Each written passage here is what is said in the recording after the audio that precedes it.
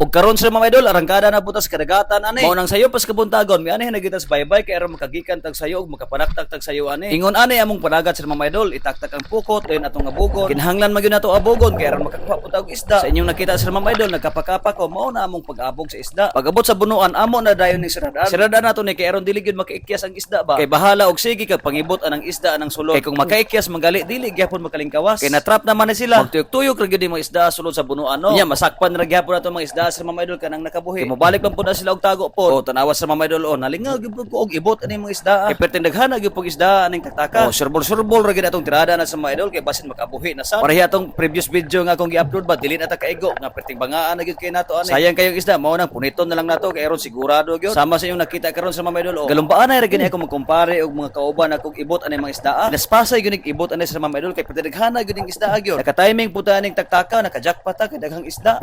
Galubog ra gyud ilang agi diri sa mga idol. Nalingaw gyud pud in taon kun nilag tanaw while ka video ko. Nagpa-video na lang pud ako sa kung igagawa na sa mga idol. Kay aron makatabang pud kuhanin nila og harvest sa mga isda ba. Malingaw jud kag harvest aning mga isda sa mga idol. Kay ubay-ubay gyud ing isda aning taktaka. Mura ra pa pud ni og ka-contest sa mga idol kay praghanay na sila og kuha sa pana. Unya ako dili na ta palig-alig ana. Dili man kayo ta expert ani. Makakuha tag isda. Aw ko to bra pud sa atong makita. Ana ra gud na. Aron na pud tay kaamot aning trabaho ba. Sus pagkalami gyud kay tanawon oy. Kanang inigpunit nimo sa isda ba nga magkisi-kisi pa. Ingon ani na gyud ang karakter aning mga isda sa mga idol. Managod gyud sila og balas ba kung magkaratol-ratol na. Malingar gyud pud in taon kung pamunit aning mga isda sa mga idol. Kamuton na lang nato na sa mga idol kay aron dili gyud makalingkawas. Anad na bitaw ta ning mga kumot-kumot. Hoy, baba o. Bastos. Bitaw sa mga idol komedya ra biya na ha. Padayon lang sa puta sa tong gihimo diri no kay ubay-ubay man pud ning mga isda nga naglublog. Mura man pud ning hubog ning mga isda kay kasigi ra man sila katulog oy. Napoy ato sa mga idol no tubagon na pud nato ning nay nag-comment nako sa atong previous nga upload atong June 27 man siguro to. Atong miaging bulan. Related ra pud tong videoha na sa mga idol. Dili lang nako i-flex iyang comment ug iyang ngalan kay aron pod ma-hide iyang identity. Ug dili lang pud siya ka-comment sa mga idol. Ubay-ubay gyud pud sila. Mao nang ako lang silang tubagon sa ilang mga komentaryo. Kabahin man gud ni siya sa illegal fishing god. Sir mga idol, allow me to speak and I would like to inform you that illegal fishing in our place is prohibited.